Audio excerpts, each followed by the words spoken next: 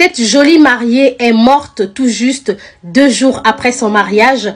On dit que le mal ne vient jamais de loin. Voilà pourquoi on doit faire très attention à notre entourage. L'histoire de Nathalie se passe dans le sud Kivu, plus précisément à Bukavu.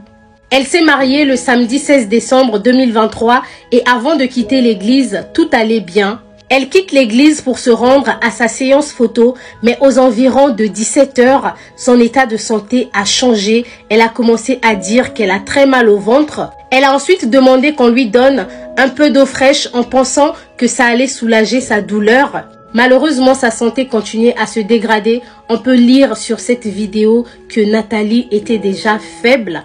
À 19 h, elle sera alors transportée aux urgences par ses proches.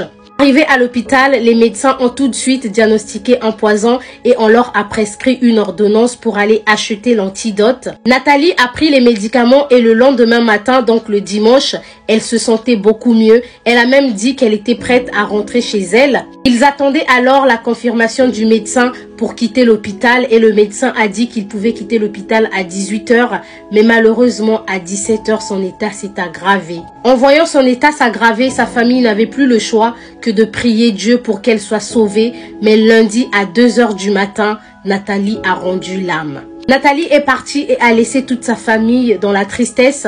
On a vu le jour de l'enterrement comment son mari était dans le désespoir total et inconsolable. C'est vraiment triste de voir une personne qui venait d'expérimenter le plus beau jour de sa vie mourir de cette façon. Que son âme repose en paix et que Dieu apaise le cœur de son mari. J'apporte tout mon soutien à mon abonnée qui est très affectée par ce décès, mais malgré tout, elle a accepté de partager cette histoire avec moi. Enfin, c'est pas la première fois que je parle d'une femme qui a été empoisonnée le jour de son mariage. Je prie le Seigneur qu'en ce mois de décembre, que Dieu éloigne de nous le mauvais œil et qu'il épargne notre famille de tout danger.